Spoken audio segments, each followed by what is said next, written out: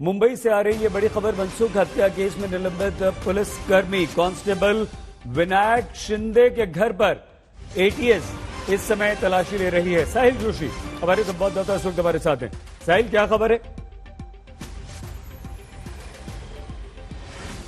खबर यह है कि जो दो लोगों को गिरफ्तार किया है एटीएस ने मनसुख हिरन के हत्या के मामले में, और जिसमें सचिन वाजे को प्रमुख आरोपी बताया गया है, उसमें से जो दूसरे आरोपी है जो जिनको बर्खास्त किया गया था और जो पैरोल पर बाहर थे, उनके घर पे एटीएस ने रेड डाली है। कुछ प्रिंटिंग का सामान और बाकी कुछ सामान वहां से उन्होंने बरामद किया है और इसमें एटीएस का कहना है कि उनकी जांच चल रही है और भी कुछ गिरफ्तारियां इसमें हो सकती है।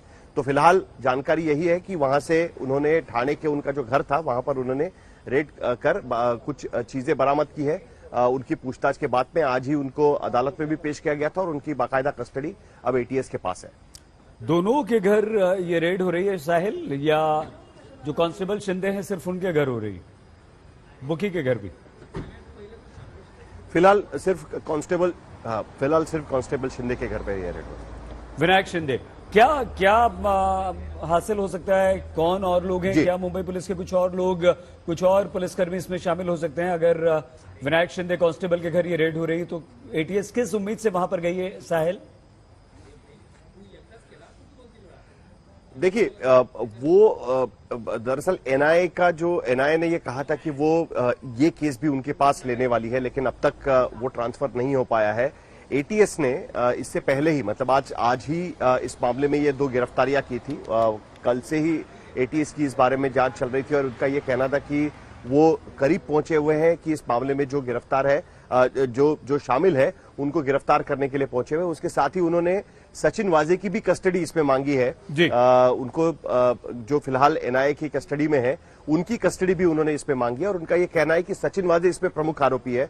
उनको मदद करने के लिए वहां पर उसके आरोप में इन दोनों को इसमें गिरफ्तार किया। उनको लगता है कि और भी लोग इसमें शामिल हो सकते हैं कि जो इस पूरे मामले में शामिल थे, उनकी भी गिरफ्तारी की संभावना है, लेकिन फिलहाल एटीएस इसके बारे में जानकारी नहीं दे रही है। साहिल, इस पर तो हम और आपसे बात करेंगे, लेकिन एक और महत्वपूर्ण खबर आ गई है। एनसीपी ने मना कर दिया है कि अब इस्तीफा गृह मंत्री अनिल देशमुख का नहीं होगा। अजीत पवार, जयंत पाटिल दोनों मुंबई के लिए दिल्ली से निकल चुके हैं साहिल, 1-2 घंटे में पहुंच ही जाएंगे। आप पकड़ ही लेंगे दोनों को। लेकिन आगे अब किस तरह से देखते हैं आप इस मामले में महाराष्ट्र की राजनीति? एनसीपी के मना करने के बाद कि अनिल देशमुख का हम इस्तीफा नहीं लेंगे। देखिए, फिलहाल उनका यह मानना है कि अनिल देशमुख का इस्तीफा नहीं होगा, लेकिन जिस तरीके की खबरें वहां पर चल रही है, जो जानकारी हमारे पास है, उसके चलते एनसीपी पर अनिल देशमुख का इस्तीफा लेने को लेकर काफी दबाव है। फिलहाल मामला यहां पर रुका हुआ है कि अनिल देशमुख का रिप्लेसमेंट कौन होगा। दरअसल अनिल देशमुख खुद ही जब गृह मंत्री बने थे, जब सरकार ये बनी थी, तब एक कंसेंसस कैंडिडेट के तौर पर सामने उभरे थे और उनको गृह विभाग दिया गया था।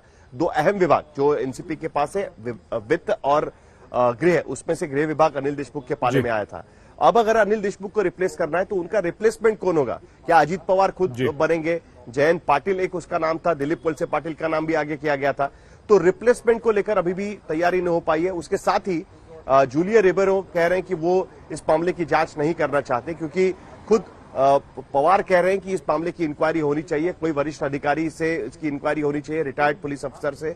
तो वो इंक्वायरी कौन करेगा? ये सारे मसले हैं जिस पर बातचीत चल रही है। उसके बाद ही इस्तीफे पर कुछ फैसला हो पाएगा। तो इसीलिए फिलहाल इस्तीफा नहीं होगा, ये बात रखी गई। आपको याद होगा कि इससे पहले भी एक एनसीपी की मीटिंग मुंबई में हुई थी। वहां से निकलकर ये कहा गया था कि पुलिस कमिश्नर का तबादला करने की कोई जरूरत नहीं है और 2 दिन के भीतर मुंबई के पुलिस कमिश्नर हटाए गए थे। तो हमें थोड़ा इंतजार करना होगा। बातचीत चल रही है, जिरह चल रही है, ये फैसला जल्द ही निकलकर सामने आ सकता है।